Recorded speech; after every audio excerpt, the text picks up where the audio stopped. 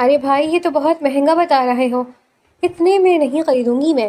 اگر آپ ہمیں یہ 2000 میں دے دیتے ہیں تو بتائیں، ورنہ ہم کہیں اور سے دیکھ لیں گے۔ کلثوم نے اپنے ہاتھ میں پکڑا سوٹ دکاندار کی طرف بڑھاتے ہوئے کہا۔ کلثوم کی بات سن کر دکاندار نے حیرت سے اسے دیکھا اور حیرانی سے بولا، بی بی جی 8000 کا سوٹ آپ کو 2000 میں چاہیے؟ اتنے کا تو ہمیں خود بھی نہیں پڑا، یہ آپ کو فائنل 7000 کا مل جائے گا۔ شکر منائے کہ میں نے آپ کو 2000 بولا ہے، اگر آج میری اماں آئی ہوتی نا تو انہوں نے آپ سے 1200 یا 1500 میں خریدنا تھا، اس لیے آپ مجھے 2000 میں دے رہے ہیں یا نہیں؟ اتنا تو میں بھی جانتی ہوں کہ 2000 میں خریدنے کے بعد بھی مجھے میری اماں سے ڈانٹ ہی پڑے گی۔ کلثوم نے دیسی انداز میں کہا، نہیں بی بی جی، اگر آپ نے یہ لینا ہی ہے تو میں زیادہ سے زیادہ 5000 کا دے دوں گا۔ دکاندار نے اپنا آخری ریٹ بتاتے ہوئے کہا، جس پر کلثوم نے اپنی ساتھ آئی سہیلی نغمہ کا ہاتھ کھینچتے ہوئے کہا، یار نغمہ اٹھ یار، چلتے یہاں سے۔ وہ اسے وہاں سے اٹھا کر دکان سے باہر لے گئی۔ وہ کچھ ہی فاصلے پر چلی تھی کہ اچانک سامنے سے آتے ایک شخص سے اس کا زوردار ٹکراؤ ہوا۔ کلثوم کے ہاتھوں میں پکڑا سارا سامان نیچے گرا۔ غصے سے اس نے اپنے سامنے کھڑے شخص کو دیکھا۔ وہ کوئی اور نہیں بلکہ بزنس کی دنیا کا جانا مانا بزنس مین فاروق گیلانی تھا۔ آنکھوں پر چشمہ لگائے، بلو جینز پر بلیک شرٹ پہنے، ہاتھ میں برانڈڈ گھڑی اور پاؤں میں برانڈڈ جاگرز پہنے وہ بے حد حسین اور روبدار لگ رہا تھا۔ اس کے چہرے کی سنجیدگی اس کی شخصیت کا خاصہ تھی۔ اس سے پہلے کہ وہ شخص کچھ کہتا، کلثوم اس کے سامنے بول پڑی، دیکھ کر نہیں چل سکتے آپ؟ آنکھوں پر اتنا بڑا چشمہ لگا ہے مگر پھر بھی دکھتا تو آپ کو کچھ بھی نہیں ہے۔ فائدہ اس چشمے کا جب آپ کو کچھ نظر ہی نہیں آئے؟ سارا سامان میرا نیچے گرا دیا، اگر ایک بھی چیز ٹوٹی نا تو ماں قسم میری اماں نے میری چٹنی بنا دینی ہے، اور وہ بھی سل بٹے پر پیس کر نہیں بلکہ کپڑے دھونے والے ڈنڈے سے مار مار کے۔ نغمہ یار چیک کر، کچھ ٹوٹا تو نہیں؟ اگر اس بار کچھ بھی ٹوٹ گیا نا تو ہم بچنے والے نہیں، پچھلی بار تو جیسے تیسے کر کے بچ ہی گئے تھے۔ کلثوم نے دہائیاں دیتے ہوئے زمین پر گرے سامان کو دیکھا اور پھر شکر ادا کرتے ہوئے ایک گہرا سانس لیا کہ سب کچھ محفوظ ہے۔ اس نے نغمہ کی طرف دیکھا جو پریشان کھڑی اپنے سامنے موجود اس روبدار شخص کو ہی دیکھی جا رہی تھی۔ کلثوم نے سارا سامان سمیٹ کر اپنے ہاتھ میں تھاما کھڑی ہوئی اور نغمہ کو بازو سے پکڑ کر اپنے ساتھ لیے تقریباً گھسیٹتے ہوئے لے گئی۔ کچھ دور جا کر وہ بولی، کیا یار نغمہ، تو کس شخص کو ایسے گھورے جا رہی تھی جیسے پہلی بار تو نے کوئی لڑکا دیکھا ہو؟ دیکھ تو صحیح، شادی ہو رہی ہے میری، اس لیے تو کہہ رہی ہوں، تو نے اسے دیکھا نہیں؟ ایک بار دیکھتی تو صحیح کس قدر خوبصورت اور ہینڈسم تھا وہ، اف کاش ایسا شوہر مجھے مل جائے۔ نغمہ نے دل تھامتے ہوئے کہا، اے لڑکی شرم کر لے شرم، جو تیری قسمت پہ لکھا ہے اس پر خیر منا۔ تو دعا کر اپنے رب سے کہ تیری قسمت میں جو انسان لکھا ہو وہ اچھا ہو، اس طرح ایرے غیرے مردوں کے لیے آئے کیوں ہی بھرتے رہیں۔ کلثوم نے اسے جھڑکا، اچھا بس کرو، زیادہ گیانی نہ بن، چل اب، نہیں تو خالہ نے تجھے تو سنانی ہی سنانی ہے، ساتھ میں مجھے بھی سنا دیں گی۔ نغمہ نے بات کاٹی۔ وہ دونوں ہی اپنی باتوں میں مصروف وہاں سے جا چکی تھی، جبکہ پیچھے کھڑا فاروق گیلانی کلثوم کی نظروں سے اوجھل ہو جانے تک اسے ہی دیکھتا رہا، جیسے اس نے اس سے پہلے کبھی ایسی لڑکی نہ دیکھی۔ وہ ابھی انہی خیالوں میں گم تھا کہ اس کے مینیجر نے اسے جھنجھوڑا، سر آپ کہاں گم گئے؟ پتہ لگاؤ یہ لڑکی کون ہے، مجھے اس لڑکی کے بارے میں تمام تر معلومات چاہیے۔ فاروق نے سنجیدگی سے کہا، سر وہ لڑکی؟ مینیجر نے حیرت سے پوچھا، ہاں وہی لڑکی جو ابھی یہاں مجھ سے ٹکرائی تھی۔ فاروق نے جواب دیا، جی سر، جیسا آپ کا حکم۔ مینیجر نے فاروق گیلانی کی بات پر ادب سے سر جھکاتے ہوئے حامی بھر دی، جبکہ فاروق گیلانی ایک ہلکی سی مسکراہٹ چہرے پر سجاتے ہوئے آنکھوں پر چشمہ درست کر کے وہاں سے چل دیا۔ فاروق گیلانی اپنے شاندار کیبن میں بے چینی سے چکر کاٹ رہا تھا، اس کی نظریں بار بار دروازے پر ٹک جاتی جہاں سے ابھی ابھی اس کا مینیجر داخل ہوا تھا۔ مینیجر کے چہرے پر ہوائیاں اڑ رہی تھی۔ سر غضب ہو گیا سر، مینیجر نے ہانپتے ہوئے کہا۔ فاروق نے اپنی گہری بھویں سمیٹی اور سنجیدگی سے پوچھا، کیا ہوا؟ پتہ چلا وہ لڑکی کون ہے؟ جی سر، وہ لڑکی کوئی عام لڑکی نہیں ہے، وہ اس شہر کے جانے مانے بزنس مین اشفاق احمد کی اکلوتی بیٹی ہے۔ کلثوم اشفاق صاحب اکثر بیمار رہتے ہیں، اس لیے دنیا کی نظروں سے دور رہتے ہیں، لیکن دولت اور بزنس میں ان کا ایک نام ہے۔ مینیجر نے سایہ بایو ڈیٹا سامنے رکھتے ہوئے کہا۔ فاروق کے چہرے پر ایک پل کو سکون آیا، لیکن مینیجر کی اگلی بات نے اس کے ہوش اڑا دیے۔ لیکن سر، غضب یہ ہے کہ اگلے ہفتے ہی بی بی جی کی شادی ہے، ان کے والد کی بیماری کی وجہ سے شادی بہت جلدی میں رکھی گئی ہے۔ واٹ؟ فاروق کا پارا یکدم ہائی ہو گیا، اس نے غصے سے میز پر ہاتھ مارا، شادی اگلے ہفتے؟ نہیں، یہ نہیں ہو سکتا، وہ لڑکی مجھے ہر حال میں چاہیے، جمیل کچھ بھی کرو، میں اسے کھونا نہیں چاہتا، وہ پہلی لڑکی ہے جس نے میرے دل میں ہلچل مچائی ہے، میں اسے کسی اور کا نہیں ہونے دے سکتا۔ فاروق کی آنکھوں میں جنون اور غصہ صاف نظر آ رہا تھا۔ مینیجر جمیل نے کچھ سوچتے ہوئے ڈرتے ڈرتے کہا، سر اگر آپ کو وہ ہر حال میں چاہیے اور وقت بھی کم ہے تو پھر آپ ایسا کریں، آپ اسے زبردستی نکاح کر لیں۔ فاروق نے چونک کر جمیل کو دیکھا، اس کی آنکھوں میں حیرت تھی۔ زبردستی نکاح؟ کیا یہ صحیح ہوگا جمیل؟ میں فاروق گیلانی ہوں، کسی لڑکی پر زبردستی؟ سر، سب کچھ جائز ہے جنگ اور محبت میں۔ اگر آپ کو اس سے سچی محبت ہے اور آپ اسے کھونا نہیں چاہتے تو پھر آپ کو یہ قدم اٹھانا ہی پڑے گا، ورنہ اگلے ہفتے وہ کسی اور کی ہو جائے گی۔ مینیجر نے اس کے دل کی آنکھ کو مزید ہوا دی۔ فاروق گیلانی گہری سوچ میں ڈوب گیا۔ اس کا دل اور دماغ ایک شدید جنگ میں مبتلا ہو چکے تھے اور وہ کلثوم کے خیالوں میں گم ہو گیا تھا۔ کلثوم اپنے عالیشان گھر کے لاؤنج میں صوفے پر سارا سامان پھیلائے بیٹھی اپنی ماں کو شاپنگ دکھا رہی تھی۔ گھر ہر لحاظ سے امیرانہ تھا، لیکن کلثوم کا دیسی پن ویسے کا ویسے ہی تھا۔ اماں یہ دیکھو، یہ سوٹ دکاندار 8,000 کا بتا رہا تھا، میں نے لڑ جھگڑ کر 5,000 کا کروایا، لیکن پھر بھی میں نے نہیں لیا۔ میں نے کہا 2,000 میں دینا ہے تو دو، ورنہ چلو نغمہ۔ کلثوم نے فخر سے گردن اکڑا کر کہا۔ اس کی ماں نے گہرا سانس لیا اور اس کے سر پر ہلکی سی چپت لگائی۔ تم کبھی نہیں سدھرو گی کلثوم، اتنے بڑے گھر میں رہتی ہو لیکن عقل تمہیں چھو کر بھی نہیں گزری۔ 5,000 کا سوٹ چھوڑ کر یہ 300 والے فٹ پاتھ کے سستے جوتے اٹھا لائی ہو، اور یہ سامان دیکھو، یہ اتنے مہنگے داموں میں کیوں خریدا؟ مہنگا لے کر آئی ہو تم۔ کلثوم نے فوراً اپنا منہ غصے سے لٹکا لیا۔ اماں آپ کا بس چلے تو آپ مجھے 1,200 اور 1,500 سے اوپر کی شاپنگ ہی نہ کرنے دیں۔ اسی دوران لاؤنج میں کلثوم کے والد اشفاق احمد کھانستے ہوئے داخل ہوئے۔ ان کے چہرے پر بیماری کے باوجود اپنی اکلوتی بیٹی کے لیے بے پناہ پیار تھا۔ کیا ہوا میری شیر بیٹی کو؟ کیوں ڈانٹ رہی ہو اس کو بیگم؟ اشفاق صاحب نے مسکرا کر کلثوم کی سر پر ہاتھ رکھا۔ کلثوم نے فوراً اپنے باپ کا بازو پکڑ لیا۔ پاپا آپ ہی دیکھیں نا، ہم اتنے امیر ہیں، آپ کا اتنا بڑا بزنس ہے، لیکن بس آپ نے 1,500 اور 1,200 کی ہی شاپنگ کرنی ہوتی ہے۔ ہمارے اتنے امیر ہونے کا آخر فائدہ ہی کیا ہے اگر میں اپنی مرضی سے دل کھول کر اڑا نہ سکوں؟ اماں نے تب کر کلثوم کو دیکھا۔ اگر تمہیں اتنی امیری کا چار چڑھا ہوا ہے نا لڑکی، تو ایک بار جا کر فٹ پاتھ پر سوتے ہوئے ان غریب لوگوں کو بھی دیکھ لو کہ وہ کس طرح سخت سردی اور گرمی میں زندگی گزار رہی ہیں۔ اللہ نے ہمیں امیر بنایا ہے تو اس کا یہ مطلب ہرگز نہیں ہے کہ ہم فضول خرچی کرتے جائیں۔ جتنے میں اگر ہمیں اچھا اور پہننے کے لائق مل رہا ہے اتنے میں خرید کر پہنو۔ کون کہہ رہا ہے کہ تم برانڈڈ لاکھوں اڑاؤ؟ اگر تمہیں یہ فضول پیسہ اڑانے کا اتنا ہی شوق ہے نا تو جاؤ کسی غریب کی مدد کر دیا کرو، کسی مستحق کو دے دیا کرو۔ کلثوم نے اپنی ماں کی بات سن کر ایک برا سا منہ بنایا اور دوسری طرف دیکھنے لگی۔ شاخ صاحب ہنس پڑے اور کلثوم کو گلے سے لگاتے ہوئے لاڈ سے بولے، بس کر دو بیگم، میری بیٹی کو مت ڈانٹو، یہ تو میرا سونا بچہ ہے، جتنا مرضی خرچ کرے، پاپا کے پاس بہت پیسہ ہے۔ کلثوم نے اپنی ماں کو چڑھاتے ہوئے پاپا کے کندھے پر سر رکھ لیا، جبکہ اس کی ماں نے اسے بے بسی سے سر ہلا دیا۔ کلثوم اپنی سہیلی نغمہ کے ساتھ مارکیٹ کے ایک کونے میں کھڑی آئس کریم کھا رہی تھی اور ہمیشہ کی طرح ہنس ہنس کر باتیں کر رہی تھی، جب اچانک ایک کالے رنگ کی بڑی ویگو گاڑی ان کے بالکل آس پاس آ کر رکی۔ گاڑی کے دروازے کھلے اور 3-4 گن مین باہر نکلے۔ اس سے پہلے کہ کلثوم یا نغمہ دیکھ کر کچھ سمجھ پاتی، دو آدمیوں نے کلثوم کا منہ دبا کر اسے زبردستی گاڑی کے اندر کھینچنا شروع کر دیا۔ ارے چھوڑو مجھے، نغمہ بچاؤ مجھے، کون ہو تم لوگ؟ کلثوم نے پوری طاقت سے ہاتھ پیر مارے۔ نغمہ نے اس کا ہاتھ پکڑنے کی کوشش کی لیکن ایک گن مین نے اسے پیچھے دھکیل دیا۔ شور مت مچانا لڑکی، ورنہ گولی مار دوں گا۔ ایک بھاری آواز گونجی۔ سیکنڈوں کے اندر کلثوم گاڑی کے اندر تھی، دروازہ بند ہوئے اور گاڑی تیز رفتاری سے مارکیٹ سے نکل گئی۔ نغمہ سڑک پر کھڑی چیختی ہی رہ گئی۔ کلثوم کی آنکھوں پر پٹی بندھی ہوئی تھی جسے اب جھٹکے سے کھولا گیا۔ روشنی کی وجہ سے اس نے آنکھیں موند دی اور جب کھولی تو سامنے کا منظر دیکھ کر اس کے ہوش اڑ گئے۔ وہ ایک سنسان مگر عالیشان کمرے میں تھی، جہاں ایک مولوی صاحب، 2 گواہ اور سامنے صوفے پر بلیک سوٹ پہنے ہاتھ میں مہنگی گھڑی سجائے فاروق گیلانی انتہائی سنجیدگی سے بیٹھا اسے ہی دیکھ رہا تھا۔ تم نے مجھے اغوا کیا ہے، تمہاری ہمت کیسے ہوئی؟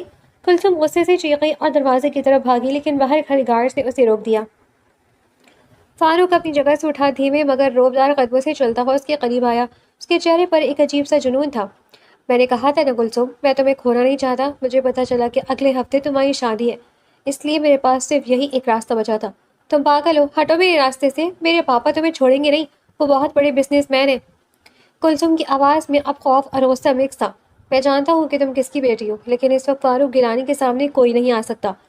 مولوی صاحب نکاح شروع کیجیے، فاروق نے سرد آواز میں حکم دیا۔ میں نہیں کروں گی نکاح، مر جاؤں گی لیکن تم جیسے وحشی سے شادی نہیں کروں گی۔ کلثوم نے روتے ہوئے نکاح نامہ کے کاغذات کو دور پھینکنے کی کوشش کی۔ فاروق نے آگے بڑھ کر اس کا بازو مضبوطی سے دبوچا۔ اس کی آنکھوں میں سرخ ڈورے اتر آئے تھے۔ کلثوم، تم ہنس کر سائن کرو یا رو کر، آج تم اس کمرے سے فاروق گیلانی کی بیوی بن کر ہی نکلو گی۔ اس نے زبردستی قلم اس کے ہاتھ میں تھمایا اور اس کا ہاتھ اپنے ہاتھ میں جکڑ کر نکاح نامے پر زبردستی دستخط کروا لیے۔ مولوی صاحب نے ڈرتے ڈرتے نکاح پڑھایا۔ کلثوم کی زبان سے قبول ہے نہیں نکلا تھا، لیکن فاروق نے گواہوں کے سامنے زبردستی ہاں کہلوا کر نکاح مکمل کروا دیا۔ جیسے ہی مولوی صاحب نے دعا مانگی، کلثوم فرش پر بیٹھ کر پھوٹ پھوٹ کر رو دی۔ اس کا لال رنگ کا دوپٹہ اس کے گلے میں زبردستی کی شادی کا توق بن چکا تھا۔ فاروق نے اسے دیکھا، اس کے دل میں ایک کچوکا سا لگا، لیکن اس کا جنون جی چکا تھا۔ جمیل، گاڑی تیار کرو، اب ہم اس کے گھر جائیں گے اور اس کے باپ کو بتائیں گے کہ اب یہ میری ہے۔ جب فاروق گیلانی کلثوم کو ساتھ لے کر اس کے گھر پہنچا تو وہاں پہلے ہی نغمہ نے کلثوم کو اغوا ہونے کا بتا کر کہرام مچایا ہوا تھا۔ اشفاق صاحب اپنی بیماری کے باوجود پولیس کو فون کر رہے تھے کہ اچانک لاؤنج کا دروازہ کھلا۔ کلثوم روتی ہوئی اندر داخل ہوئی اور اس کے پیچھے فاروق گیلانی پورے ٹشن اور حق سے کھڑا تھا۔ کلثوم میری بچی۔ اشفاق صاحب آگے بڑھے، لیکن فاروق نے کلثوم کا ہاتھ پکڑ کر اپنے پاس کھینچ لیا۔ اب یہ کہیں نہیں جائے گی انکل، یہ اب فاروق گیلانی کی قانونی بیوی ہے، ہم نے نکاح کر لیا ہے۔ فاروق نے نکاح نامہ سامنے کرتے ہوئے کہا۔ اشفاق صاحب نے حیرت اور صدمے سے اپنی بیٹی کو دیکھا جس کا رو رو کر برا حال تھا۔ نکاح زبردستی؟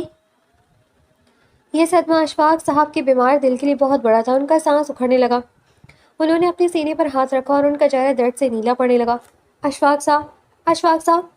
کلثوم کی ماں چیخی۔ اشفاق صاحب صوفے پر گر پڑے اور ان کی آنکھیں پترا گئی۔ کلثوم پاگلوں کی طرح اپنے باپ سے لپٹ گئی۔ پاپا، پاپا آنکھیں کھولیں، مجھے معاف کر دیں پاپا۔ فاروق کے بھی ایک دم ہوش ٹھکانے آ گئے، اسے اندازہ نہیں تھا کہ اس کے اس قدم کا اندازہ اتنا بڑا نقصان ہو جائے گا۔ اس نے فوراً جمیل کو آواز دی، جمیل جلدی گاڑی نکالو، انکل کو ہسپتال لے کر جانا ہے، جلدی۔ وارڈ کے باہر ریڈ لائٹ جل رہی تھی اور کلثوم کی ماں بدحواس کھڑی رو رہی تھی۔ کلثوم کے والد اشفاق صاحب کو دل کا شدید دورہ پڑا تھا اور وجہ کلثوم کا اچانک غائب ہونا اور پھر فاروق گیلانی سے زبردستی نکاح کی خبر تھی۔ اسی دوران کوریڈور میں بھاری قدموں کی آواز گونجی۔ کلثوم کی ماں نے آنسو بھری آنکھوں سے دیکھا۔ فاروق گیلانی سنجیدہ اور پیشمان چہرے کے ساتھ چلا آ رہا تھا اور اس کے پیچھے سرخ آنکھوں اور بکھرے بالوں کے ساتھ کلثوم تھی، جس کے گلے میں ابھی بھی زبردستی کے نکاح کا دوپٹہ لٹک رہا تھا۔ کلثوم بھاگتی ہوئی اپنی ماں کے گلے لگی اور دھاڑے مار مار کر رونے لگی۔ اماں، پاپا کیسے ہیں؟ پاپا کو میری وجہ سے، وہ بولتے بولتے ہچکیاں لینے لگی۔ اسی وقت ڈاکٹر باہر آیا اور اس نے فاروق کو دیکھ کر کہا، مسٹر فاروق، مریض کی حالت بہت نازک ہے، وہ بار بار اپنی بیٹی کا نام لے رہے ہیں، آپ لوگ اندر جا سکتے ہیں، لیکن پلیز انہیں بالکل پریشان مت کیجیے گا، ان کی دل کی دھڑکن بہت تیز ہے۔ کلثوم تڑپ کر ICU کے اندر بھاگی، اس کے پیچھے اس کی ماں اور فاروق بھی داخل ہوئے۔ بیڈ پر لیٹے اشفاق صاحب نے جیسے ہی کلثوم کو دیکھا، ان کی آنکھوں سے آنسو بہہ نکلے۔ انہوں نے کانپتے ہوئے ہاتھوں سے آکسیجن ماسک ہٹانے کی کوشش کی اور انتہائی کمزور آواز میں بولے، کلثوم میری جان، کہاں چلی گئی تھی تم پاپا کو چھوڑ کر؟ کلثوم کے پاس الفاظ نہیں تھے، وہ صرف اپنے پاپا کا ہاتھ چوم کر رو رہی تھی۔ وہ سچ کیسے بتاتی، وہ کیسے کہتی کہ سامنے کھڑا شخص اسے زبردستی اٹھا کر لے گیا تھا؟ اس نے غصے اور نفرت سے بھری نظریں پیچھے کھڑے فاروق پر ڈالی، جو خاموشی سے سر جھکائے یہ سارا منظر دیکھ رہا تھا۔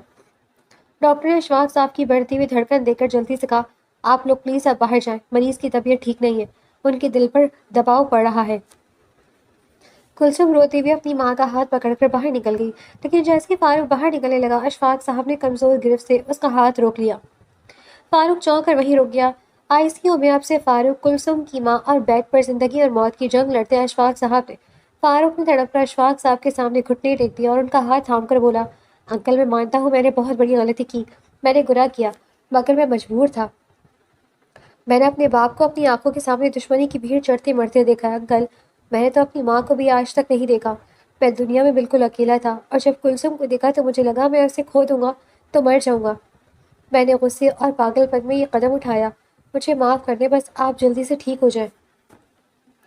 فاروق کی روبدار شخصیت اس وقت ایک بچے کی طرح پیشمان تھی۔ اشفاق صاحب نے گہرا سانس لیا، ان کی آنکھوں میں ایک باپ کی بے بسی تھی۔ انہوں نے فاروق کے ہاتھ پر دباؤ بڑھایا اور دھیمی آواز میں اپنے آخری الفاظ کہے، میری بیٹی کا خیال رکھنا، وہ بہت زیادہ ضدی ہے مگر دل کی بہت اچھی ہے۔ اور اسی کے ساتھ مانیٹر کی اسکرین پر ایک لمبی ٹیون کی آواز گونجی۔ اشفاق صاحب کی آنکھیں ہمیشہ کے لیے بند ہو گئیں اور ہاتھ فاروق کی گرفت سے چھوٹ گیا۔ فاروق گیلانی کے پیروں تلے سے زمین نکل گئی۔ وہ خاموشی سے کسی مجرم کی طرح ICU سے باہر نکل آیا، لیکن باہر کھڑی کلثوم کو جب اپنے باپ کی موت کا پتہ چلا تو وہ دکھ اور غصے سے پاگل ہو گئی۔ پاپا نہیں، پاپا آپ مجھے اکیلا نہیں چھوڑ سکتے۔ وہ ہسپتال کی دیواروں سے سر ٹکرا ٹکرا کر رونے لگی۔ وہ صدمے کی اس کیفیت میں چلی گئی جہاں انسان کا دماغ سن ہو جاتا ہے۔ والد کی تدفین اور سوئم کے بعد فاروق زبردستی کلثوم کو اپنے گھر لے آیا تھا، کیونکہ اب وہ قانونی طور پر اس کی بیوی تھی۔ کلثوم پچھلے کئی دنوں سے صدمے میں تھی، نہ کچھ کھا رہی تھی اور نہ ہی پی رہی تھی، اس کی آنکھیں سوج کر لال ہو چکی تھی۔ فاروق کمرے میں داخل ہوا جہاں کلثوم فرش پر گھٹنے سے سر لگائے بیٹھی تھی۔ وہ اس کے قریب آیا اور دھیمی آواز میں بولا، کلثوم اب تم یہی رہو گی، اسی جگہ پر، اب یہی تمہارا گھر ہے۔ کلثوم نے آہستہ سے اپنا سر اٹھایا، اس کی آنکھوں میں آنسوؤں کے پیچھے اب صرف اور صرف نفرت کی آگ تھی۔ وہ کھڑی ہوئی اور فاروق کے سینے پر اپنے کمزور ہاتھوں سے وار کرتے ہوئے چیخی، مجھے نہیں رہنا یہاں، سن رہی ہو تم؟ مجھے اس جہنم میں نہیں رہنا، تم قاتل ہو میرے پاپا کے، تم نے میرے ہنستے کھیلتے خاندان کو اجاڑ دیا، میں تمہارے جیسے وحشی اور قاتل انسان کے ساتھ ایک پل بھی نہیں رہنا چاہتی، مجھے میرے گھر واپس بھیجو۔ فاروق نے اس کے وار روکے نہیں بلکہ خاموشی سے اس کا سارا غصہ برداشت کیا۔ اس کے چہرے پر ایک عجیب سا دکھ تھا۔ اس نے کلثوم کو مزید کچھ نہیں کہا اور ایک لفظ بولے بغیر خاموشی سے کمرے سے باہر نکل گیا اور دروازہ بند کر دیا۔ اندر کلثوم دوبارہ فرش پر بیٹھ کر رونے لگی اور باہر فاروق بند دروازے سے ٹیک لگا کر کھڑا ہو گیا، یہ جانتے ہوئے کہ اس کی محبت کی قیمت بہت بھاری ہے۔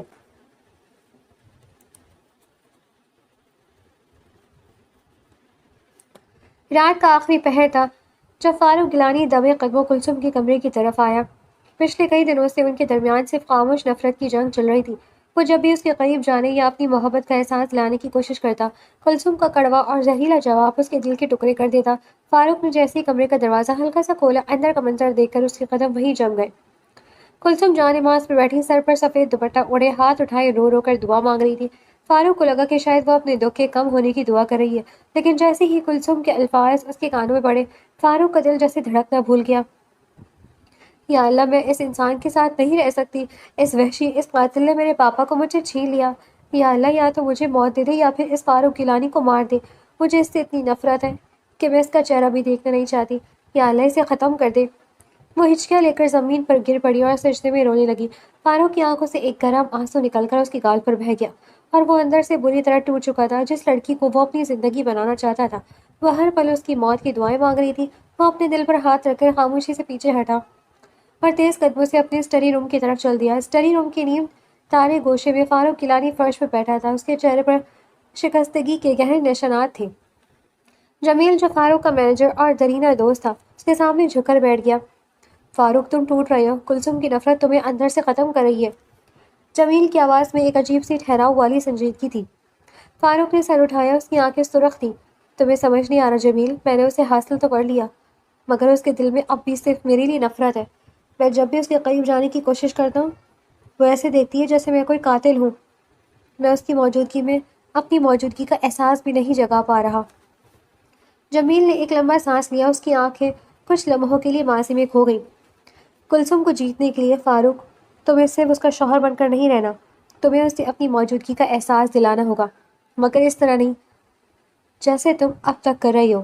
تمہیں اسے یہ یقین دلانا ہوگا کہ تم اس کی زندگی کا ایک اٹوٹ حصہ ہو، مگر اس کے لیے تمہیں وہ کرنا ہوگا جو میں کہوں گا۔ جمیل تھوڑا اور آگے بڑھا اور پھر فاروق کے بالکل قریب ہو کر اس کے کان کے پاس اپنا منہ لے گیا۔ اس نے انتہائی دھیمی سرگوشی والی آواز میں اسے ایک ایسی حکمت عملی بتائی جس کا ذکر کرتے ہوئے خود جمیل کی آواز میں کپکپاہٹ تھی۔ جمیل نے جو کچھ کہا وہ فاروق کے لیے کسی دھماکے سے کم نہیں تھے۔ اس کے الفاظ ختم ہوتے ہی فاروق کا چہرہ زرد پڑ گیا۔ اس نے یکدم جمیل سے اپنا چہرہ دور کیا اور حیرت، خوف اور شدید انکار کے ملے جلے جذبات کے ساتھ اسے دیکھا۔ یہ کہ تم کیا کہہ رہے ہو جمیل؟ یہ بالکل پاگل بنے۔ فاروق اٹھ کھڑا ہوا اور کمرے سے تیزی سے چکر لگانے لگا۔ یہ مشکل ہے، یہ ناممکن ہے، میں ایسا نہیں کر سکتا۔ اگر میں نے یہ کیا تو وہ تو مجھے ہمیشہ کے لیے گنوا دے گی، وہ مجھ سے نفرت کی انتہا پر پہنچ جائے گی، میں یہ خطرہ نہیں اٹھا سکتا۔ جمیل اپنی جگہ سے نہیں ہلا، وہ خاموشی سے فاروق کو دیکھتا رہا۔ فاروق، تم نے کہا تھا نا کہ تم اسے کسی بھی صورت کھونا نہیں چاہتے، تو بھی یہی ایک راستہ ہے جس سے وہ تمہاری موجودگی کو اپنی سانسوں میں محسوس کرے گی۔ اسے بھی پتہ نہیں چلے گا اور تم اس کے ہر عمل کا حصہ بن جاؤ گے۔ فاروق رک گیا، اس کی سانسیں تیز تھیں۔ وہ کھڑکی کی طرف مڑا اور باہر اندھیرے میں کلثوم کے کمرے کی طرف دیکھنے لگا۔ وہ جانتا تھا کہ یہ راستہ کانٹوں سے بھرا ہے، مگر اس کی محبت کا جنون اسے مجبور کر رہا تھا۔ تمہارا منصوبہ یہ بہت خطرناک ہے، اس سے میری اور اس کی زندگی کے درمیان ایک ایسی دیوار کھڑی ہو سکتی ہے جسے توڑنا ناممکن ہوگا، فاروق نے کانپتی ہوئی آواز میں کہا۔ جمیل نے اٹھ کر اس کے کندھے پر ہاتھ رکھا۔ عشق میں رسک لینا پڑتا ہے دوست، اب فیصلہ تمہیں کرنا ہے کہ کیا تم یہ کرنے کو تیار ہو۔ فاروق نے اپنی مٹھیاں بھیج لیں، اس کے چہرے پر ایک کربناک عزم چھلکنے لگا۔ اس نے جمیل کی طرف دیکھا اور ایک بہت گہری مگر کانپتی ہوئی آواز میں بولا، ٹھیک ہے، اگر یہی میری محبت کا آخری امتحان ہے تو مجھے منظور ہے، میں یہ کروں گا۔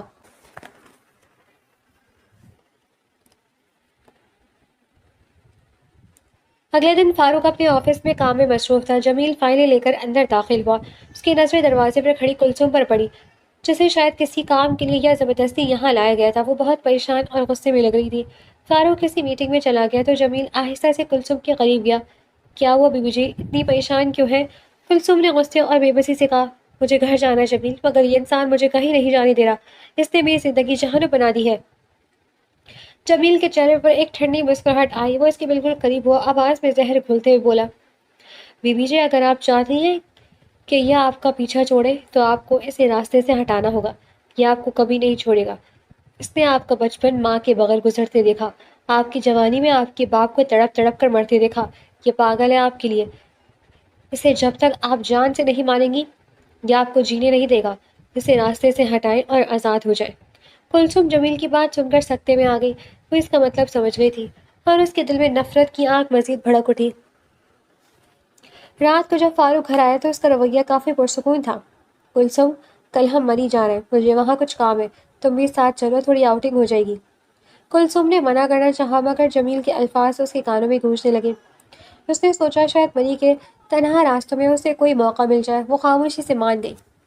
اگلے دن وہ مری کے ایک انتہائی اونچے پہاڑی سلسلے پر واقع فارم ہاؤس پر پہنچ گئے۔ فارم ہاؤس کسی اونچی چٹان کے کنارے پر واقع تھا۔ شام کا وقت تھا، فضا میں خنکی تھی۔ کلثوم جب موقع پا کر فارم ہاؤس کے عقبی دروازے سے بھاگنے کی کوشش کر رہی تھی تو فاروق نے اسے دیکھ لیا۔ اس نے تیزی سے اسے پکڑا اور کھینچتے ہوئے چٹان کے عین کنارے پر لے آیا۔ نیچے دیکھو، فاروق نے ٹھنڈی آواز میں کہا۔ کلثوم نے نیچے دیکھا۔ گہرائی اتنی زیادہ تھی کہ اسے چکر آ گئے۔ اس کی آنکھیں خوف سے پھیل گئی۔ وہ چیخنے لگی، چھوڑو مجھے، مت پھینکو مجھے۔ فاروق نے اسے مضبوطی سے تھام رکھا تھا۔ ڈرو مت میری جان، میں تمہیں نہیں پھینک رہا، میں تو بس تمہیں دکھا رہا ہوں کہ یہ گہرائی کتنی زیادہ ہے، مگر میری محبت اس گہرائی سے بھی کہیں زیادہ گہری ہے۔ اسے پہچانا کلثوم، میں تمہارے لیے کسی بھی حد تک جا سکتا ہوں۔ فاروق کا لہجہ یکدم بدل گیا۔ وہ جو اب تک ایک روب دار بزنس مین تھا اب کنارے پر کھڑا کسی ٹوٹے ہوئے تنہا بچے کی طرح لگ رہا تھا۔ اس کی آواز میں وہ درد تھا جو سالوں کی تنہائی سے پیدا ہوا تھا۔ میں بس اکیلا تھا کلثوم، مجھے بس تم چاہیے تھی، میرا کوئی نہیں تھا۔ وہ اپنی محبت کا اعتراف کر رہا تھا۔ اس کا لہجہ پگھل رہا تھا، وہ کمزور پڑا تھا۔ کلثوم نے ایک پل کے لیے فاروق کی طرف دیکھا۔ اس کی آنکھوں میں آنسو تھے، مگر جمیل کی بات اور باپ کی موت کا انتقام اس کے دماغ پر حاوی تھا۔ جیسے ہی فاروق کنارے پر کھڑا اپنی محبت کے اعتراف میں ڈوبا ہوا تھا، اپنی نظریں جھکائے کھڑا تھا، کلثوم نے اپنی پوری طاقت جمع کی اور فاروق کی کمر پر ایک زوردار دھکا دے دیا۔ آہ! فاروق کی ایک دلکراش چیخ فضا میں گونجی۔ اس چیخ کے ساتھ ہی پہاڑوں میں ایک عجیب سی خاموشی چھا گئی، صرف ہوا کے سرسرانے کی آواز آ رہی تھی۔ کلثوم چٹان کے کنارے کھڑی نیچے دیکھ رہی تھی۔ اس کا سانس اکھڑ رہا تھا۔ وہ خود کو آزاد محسوس کر رہی تھی یا شاید ایک گہرے جرم کی دلدل میں اتر رہی تھی۔ اسے کچھ بھی سمجھ نہیں آ رہا تھا۔ کلثوم چٹان کے کنارے کھڑی خام خوف سے کانپ رہی تھی۔ نیچے گہری کھائی میں صرف دھند اور خاموشی تھی۔ اس کا پورا وجود کانپ رہا تھا کہ اچانک پیچھے سے مینیجر کی آواز آئی۔ کلثوم نے چونک کر دیکھا، جمیل کے چہرے پر ایک عجیب سی فاتحانہ اور گہری مسکراہٹ تھی۔ وہ کلثوم کی طرف دیکھ کر بولا، مجھے یقین ہے بیوی جی کہ اب آپ کے دل کی نفرت ختم ہو گئی ہوگی، ہے نا؟ آپ نے اپنا انتقام لے لیا۔ کلثوم شاخ میں کھڑی اسے دیکھ رہی تھی۔ اس کا دماغ سن ہو چکا تھا۔ پچھتاوے کی ایک لہر نے اسے گھیر لیا۔ اس نے روتے ہوئے اپنے کانوں پر ہاتھ رکھے اور چلائی، مجھے میرے گھر لے جاؤ، مجھے یہاں نہیں رہنا، مجھے میری اماں کے پاس جانا ہے۔ جمیل نے گہرا سانس لیا اور خاموشی سے اسے گاڑی میں بٹھا کر واپس اس کے گھر چھوڑنے کے لیے روانہ ہو گیا۔ گھر پہنچتے ہی کلثوم بھاگتی ہوئی اندر داخل ہوئی اور اپنی ماں کے گلے لگ کر پھوٹ پھوٹ کر رو دی۔ اماں، میں نے اپنا انتقام لے لیا، میں نے پاپا کے قاتل کو ختم کر دیا، میں نے فاروق گیلانی کو پہاڑ سے نیچے دھکا دے دیا ہے، وہ مر گیا اماں۔ مگر یہ سنتی اس کی اماں جھٹکے سے کلثوم کو خود سے دور کیا اور غصے سے چیخیں، خدا کے لیے ہوش میں آؤ کلثوم، تم کس کے خون کا بدلہ لے کر آئی ہو؟ وہ تمہارے باپ کا قاتل نہیں تھا۔ تمہارے پاپا تو اپنی بیماری، اپنے دل کے دورے کی وجہ سے اس دنیا سے گئے ہیں، اور فاروق، وہ تو تمہارے پاپا کے آخری وقت میں ان سے اپنی غلطی کی معافی مانگ رہا تھا۔ تمہارے پاپا نے خود مرنے سے پہلے تمہیں اس فاروق گیلانی کے سپرد کیا تھا۔ انہوں نے اپنی مرضی سے تمہیں اس کے حوالے کیا تھا کیونکہ وہ جانتے تھے کہ وہ تم سے سچی محبت کرتا ہے، اور تمہیں اس بے گناہ کی جان لے آئی۔ کلثوم کے سر پر جیسے آسمان ٹوٹ پڑا۔ اسے اپنی اتنی بڑی غلطی کا احساس ہوا تو وہ فرش پر بیٹھ کر تڑپ اٹھی۔ اس بات کو 2 مہینے گزر گئے۔ یہ 2 مہینے کلثوم کے لیے کسی جہنم سے کم نہیں تھے۔ وہ راتوں کو اٹھ کر کھڑی ہو کر روتی۔ اسے ڈراؤنے خواب آتے کہ کوئی اسے اندھیرے میں مارنے کی کوشش کر رہا ہے، یا فاروق خون میں لت پت کھڑا اسے دیکھ رہا ہے۔ وہ خواب میں چیختی اور روتی تو اس کی ماں دوڑتی بھی آتی، اسے گلے سے لگاتی اور دلاسا دیتی، اماں مجھے معافی نہیں ملے گی، میں نے ایک بے گناہ کو مار دیا۔ کلثوم روتے ہوئے کہتی، اس کی ماں اس کے آنسو پوچھتی اور کہتی، جو تم نے کر دیا اس کی معافی تو نہیں ہے کلثوم، مگر اب تمہیں صبر کرنا ہوگا، تم ہر وقت گھر میں رہ کر پاگل ہو جاؤ گی، تم ایسا کرو کہیں جاب کرنا اسٹارٹ کر دو تاکہ تمہارا دل بہل جائے۔ ماں کے کہنے پر کلثوم نے مختلف اسکولوں میں جاب کے لیے اپلائی کیا اور جلد ہی ایک اچھے اسکول سے اسے میسج آ گیا کہ وہ آ کر جوائن کر سکتی ہے۔ کلثوم نے اسکول میں پڑھانا شروع کر دیا تھا۔ اپنے وہاں کام کرتے ہوئے اسے 2 ہی مہینے ہوئے تھے کہ پرانے پرنسپل ریٹائر ہو گئے اور ان کی جگہ ایک نئے پرنسپل آ گئے۔ جب تمام ٹیچرز نئے پرنسپل سے ملنے ان کے آفس گئیں تو کلثوم بھی ان کے ساتھ تھی۔ جیسے ہی وہ کمرے میں داخل ہوئی، سامنے لیدر کی کرسی پر بیٹھے شخص کی پشت دیکھ کر ایک پل کے لیے کلثوم کے دل کی دھڑکن رک گئی۔ وہ قد کاٹ، وہ بیٹھنے کا روبدار انداز بالکل فاروق گیلانی جیسا تھا، لیکن جیسے ہی وہ شخص اپنی کرسی گھما کر سامنے مڑا، کلثوم کا وہم ٹوٹ گیا۔ وہ فاروق نہیں تھا، اس کا چہرہ کوئی اور تھا، ایک بالکل نیا چہرہ۔ لیکن جیسے ہی اس نے بولنا شروع کیا، کلثوم کے ہوش اڑ گئے۔ اس نئے پرنسپل کے بات کرنے کا طریقہ، اس کا چہرہ سخت کر کے غصہ کرنے کا انداز اور اس کی شخصیت کی کاٹ بالکل فاروق جیسی تھی۔ اسی الجھن اور کشمکش میں دن گزرتے گئے اور دیکھتے ہی دیکھتے 2 سال کا عرصہ گزر گیا۔ ان 2 سالوں میں کلثوم اسکول میں ہی کام کرتی رہی۔ وقت کے ساتھ ساتھ اس نئے پرنسپل اور کلثوم کے درمیان ایک خاص رشتہ بن گیا۔ وہ دونوں ایک دوسرے کے کافی قریب آ چکے تھے۔ کلثوم کو اس نئے پرنسپل سے بات کرنا بے حد اچھا لگتا تھا۔ جب بھی وہ بولتا، کلثوم کو لگتا جیسے وہ فاروق کے پاس بیٹھی ہے۔ اس کی وہی عادتیں، وہی انداز گفتگو کلثوم کے پچھتاوے سے بھرے دل کو ایک عجیب سا سکون دیتے تھے۔ اگرچہ اس کا چہرہ الگ تھا لیکن کلثوم کو اس کے اندر سے اپنے پرانے شوہر کی خوشبو آتی تھی، جس کی وجہ سے وہ چاہ کر بھی اس سے دور نہیں رہ پاتی تھی۔ ایک دن جب اسکول خالی ہو چکا تھا، پرنسپل نے کلثوم کو اپنے آفس میں روکا۔ وہ ہمیشہ کی طرح اپنے اسی سنجیدہ اور جادوئی انداز میں کلثوم کے قریب آیا، جس نے کلثوم کے دل کی دھڑکنیں تیز کر دی۔ اس نے بہت خوبصورت اور باوقار انداز میں کلثوم کی طرف دیکھا اور اسے پرپوز کر دیا، کلثوم، میں اپنی باقی زندگی تمہارے ساتھ گزارنا چاہتا ہوں، کیا تم مجھ سے شادی کرو گی؟ کلثوم، جو ان 2 سالوں میں اس کی شخصیت کے سحر میں پوری طرح گرفتار ہو چکی تھی اور جس کے دل میں اب فاروق کے لیے صرف ایک پاکیزہ پچھتاوا بچا تھا، اس نے بغیر ایک پل ضائع کیے فوراً ہاں کر دی۔ اس کے ہاں کرتے ہی بات دونوں کے گھر والوں تک پہنچی۔ کلثوم کی ماں، جو پہلے 2 سال سے اپنی بیٹی کی پچھتاوے کی آگ میں جلتا دیکھ رہی تھی، اس نئے رشتے پر نہ صرف راضی ہوئی بلکہ انہوں نے کلثوم کو بہت خوبصورت سبق آموز نصیحتیں بھی دیں، اور پھر سب کی رضامندی اور دعاؤں کے ساتھ دونوں کا دھوم دھام سے نکاح ہو گیا۔ نکاح کی رات جب کلثوم اپنے کمرے میں دلہن بن کر بیٹھی تھی تو دل میں پچھتاوے کے طوفان چل رہے تھے۔ جب پرنسپل نے اس کے چہرے سے گھونگھٹ ہٹایا اور اسے منہ دکھائی دینے کے لیے ہاتھ بڑھایا تو کلثوم کی آنکھوں سے آنسوؤں کی جھڑی لگ گئی، وہ پھوٹ پھوٹ کر رونے لگی۔ پرنسپل پریشان ہو کر اس کے قریب بیٹھ گیا اور اس کا ہاتھ تھام کر پوچھا کہ کیا ہوا ہے، تم کیوں رو رہی ہو؟ اس وقت کلثوم خود کو سنبھال نہ سکی، اس نے روتے ہوئے اسے اپنی پوری کہانی سنا دی۔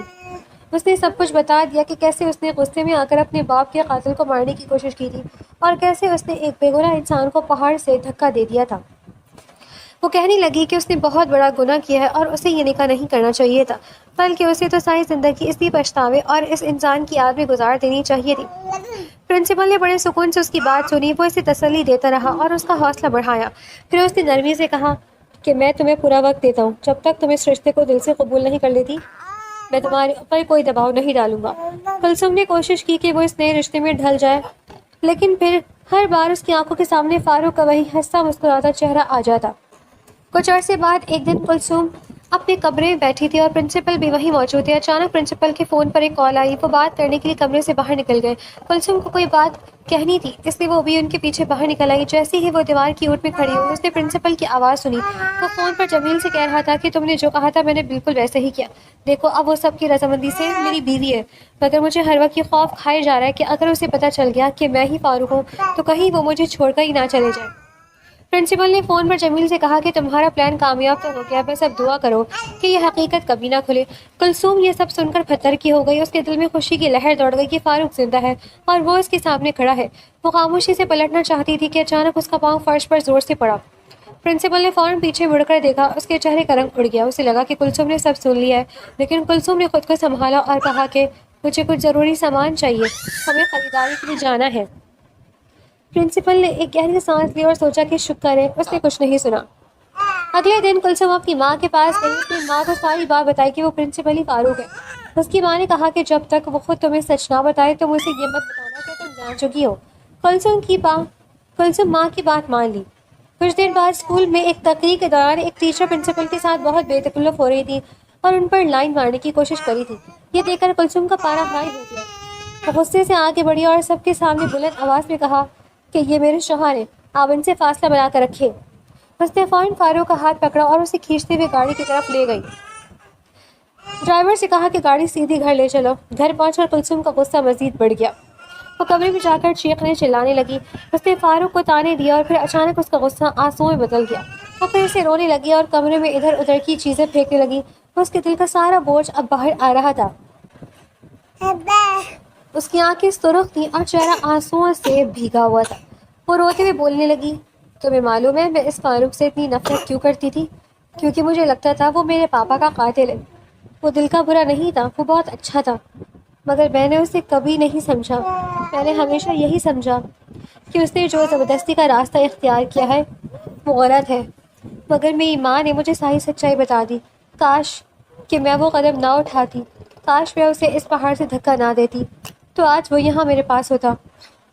मगर तुम अच्छे से जानते हो कि मैं तुमसे शादी कर चुकी हूँ। तुम मेरे शौहर हो, एक प्रोफेसर हो, फिर भी तुम इस दूसरी लड़की को अपने करीब आने दे रही हो। क्यों जा रहे थे तुम उसके करीब? ये कहते कहते कुलसुम की हिचकी बन गई। वो तड़प कर आगे बढ़ी और प्रिंसिपल का चेहरा अपने दोनों हाथों में लेकर एक रोते हुए बच्चे की तरह कहने लगी, क्या तुम्हें पता है, जब मैंने तुम्हें स्कूल में पहली बार देखा था तो मुझे लगा शायद मेरा शौहर जिंदा है, वो वापस आ गया है मुझे अपने गले से लगाने के लिए। लेकिन जब मैंने तुम्हारा ही चेहरा देखा तो मुझे एहसास हुआ कि नहीं, तुम कोई और हो और वो कोई और था। मगर फिर तुम्हारी सब हरकतें उससे मिलने लगी। तुम्हारा बोलना, तुम्हारा गुस्सा करना, तुम्हारा अंदाज मेरा उस साबिक़ा शौहर से बिल्कुल मिलता जुलता था। मेरी शादी के लिए हाँ कहने की वजह भी यही थी कि तुम्हारा अंदाज मेरे उसी शौहर जैसा था। फिर मुझे निकाह के बाद एहसास हुआ कि मैंने गलत किया। मैं एक नए इंसान के साथ नाइंसाफ़ी कर रही हूँ, मगर फिर भी मैंने इस रिश्ते को दिल से कबूल करने की कोशिश की, और सच कहूँ तो मैंने तुम्हें दिल से कबूल भी कर लिया था।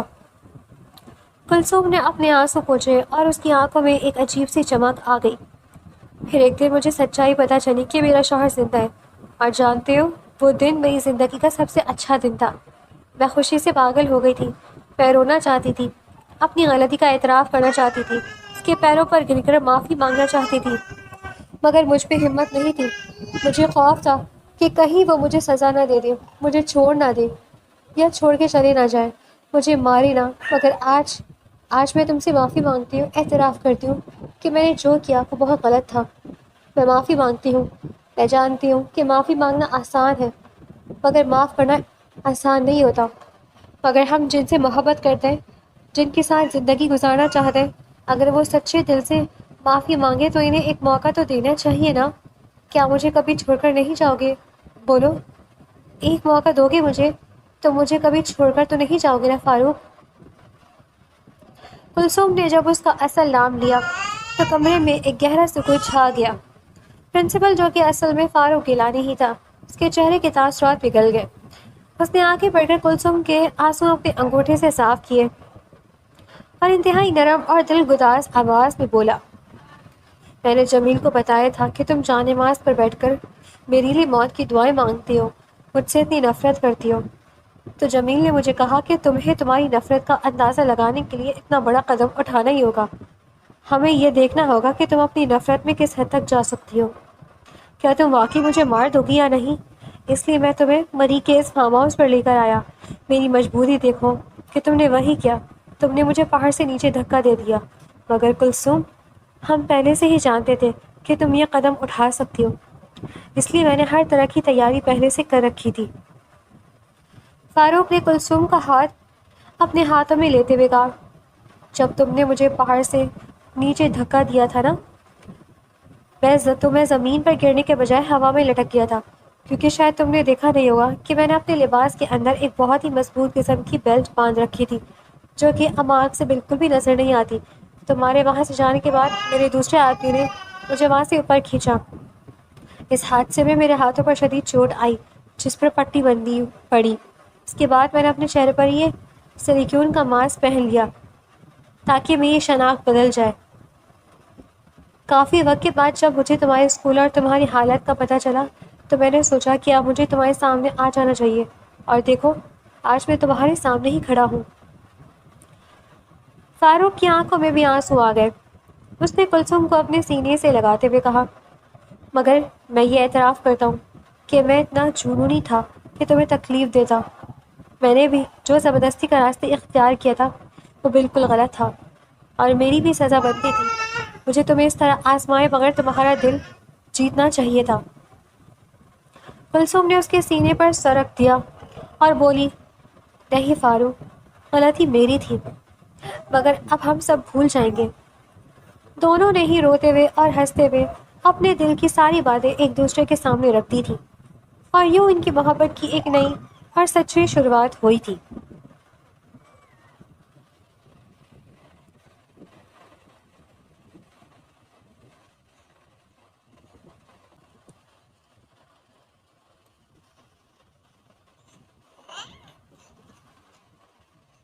اگلی صبح جب سورج کی پہلی کرن کمرے میں داخل ہوئی اور کمرے کی کھڑکی سے اندر آئی تو کلثوم کی آنکھ کھلی۔ وہ بیڈ پر سیدھی ہوئی تو اس نے دیکھا کہ فاروق اس کے بالکل سامنے بیٹھا انتہائی محبت بھری نظروں سے اسے ہی دیکھ رہا تھا۔ اب اس کے چہرے پر وہ مصنوعی ماسک نہیں تھا، بلکہ اس کا وہی پرانا روبدار اور بے حد حسین چہرہ جس پر ہلکی ہلکی سی داڑھی اور چمکتی ہوئی آنکھیں تھیں۔